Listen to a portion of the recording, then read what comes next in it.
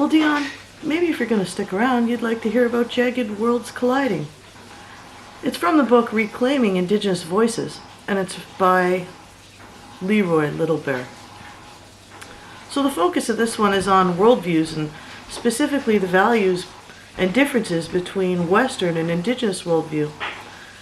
And the point the author is basically trying to make is that if we're able to understand how and why we differ, then we also have a starting point for understanding why we're also clashing, which is important if we want to move forward peacefully together. And a couple points he makes to back up this idea is the philosophy of indigeneity itself. And he explains that as every existence contains both energy and spirit, interrelationships between all of these entities is of paramount importance. And he further states that these things are in constant motion with each other and themselves and the land.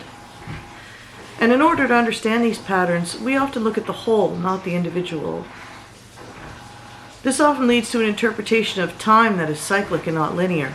The process itself is valued over the product. This differs from colonial viewpoints in that time is linear. The value system itself is static, objective, and singular.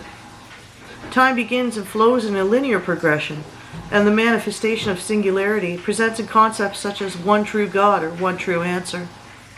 This way of knowing would be an immediate clash for Indigenous people, that are truly fully enmeshed in their sense of community, obligation, and reciprocity.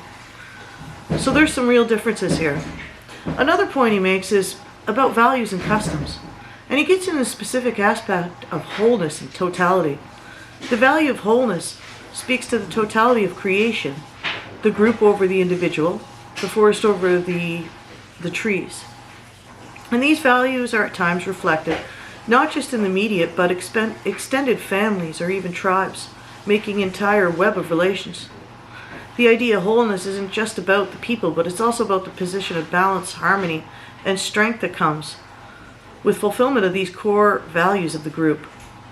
So included in this is ideas of sharing, not just information or knowledge, but feelings, specifically good feelings.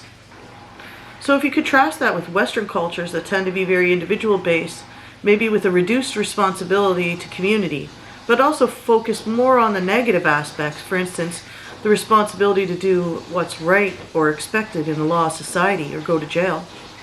This isn't a reciprocal relationship. There's no value in this acceptance itself, which tends to come out in the form of consumption in Western societies.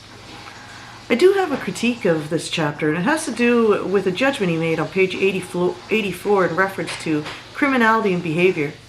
He explains that a person is a criminal because he or she has not internalized any social control mechanisms in the first place. I wholeheartedly disagree with this statement, as it implies that a person has not manifested any sense of control over themselves, or perhaps is lacking in the social behaviors necessary. Maybe considering the context of this article, it could be said that the person was amoral. And I think this reduces the lived experiences of Indigenous people in the justice system.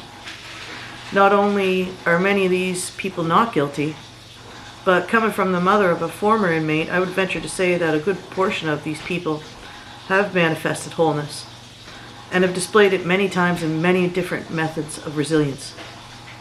I think that these sort of statements fail to recognize both the true impact of colonialism, but also it opens a vulnerability to not just Indigenous people, but people in general suffering with mental illness.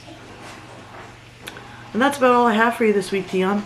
So I hope to see you back next week, and next time just knock.